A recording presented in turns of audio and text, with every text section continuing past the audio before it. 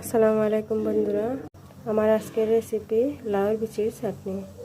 কেন আমি লাউর বিচির চাটনি লাগিয়ে মাছ ভাজি হরিয়া রাখছি, ডুলা পাতা, শুকনা মরিচ, 3 কোয়া রসুন, কাঁচামরিচ, পেঁয়াজ, একটা চাপা শুটকি, সরিষা, সাদা সরিষা, লাউর বিচি।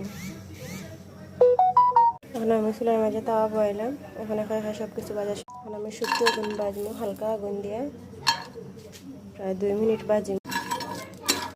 শুটকি ভাজা শেষ।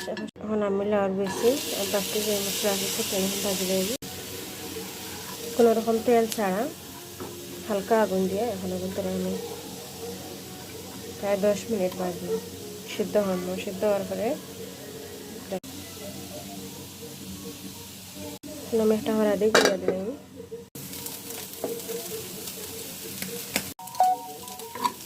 5 মিনিট পরে এখন আমি এসে, এখন আমার পুরো মতো সিদ্ধ হয়েছে না, আমি আর একটা সময় ধরে সিদ্ধ হয়নি।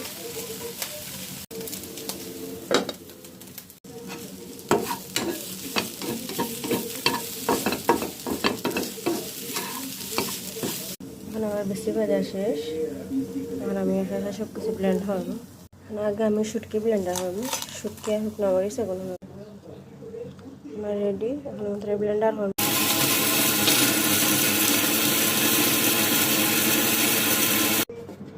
শুটকি আর মাছ আমার ব্লেন্ডার হয়ে গেছে। আমি শুটকি, মাছ, শুকনো মরিচ দিছি, ব্লেন্ড হয়ে গেছে। এখন আমি বাকি ব্লেন্ড হবে।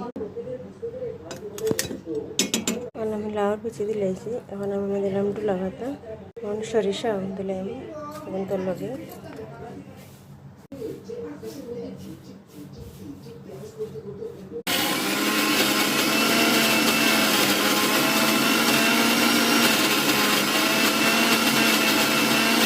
আমার লাউর বিচি ব্লেন্ড হয়ে গেছে। এখন আমি পরিমাণ মতো লবণ দিয়ে তাই মাখাইলাম।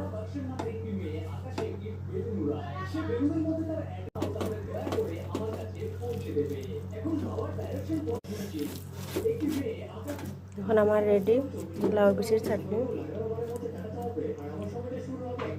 মাশাআল্লাহ, খুব মজা হয়েছে। আপনারাও একদিন ট্রাই করবা, দেখবা খুব মজা লাগবে। যারা যারা সর্দি আছে, শুকনা সর্দি, তারা কিন্তু সরিষা দেওয়ার কারণে সর্দি ভালো হয়ে যাব, মুখ অনেক রুচি আইব।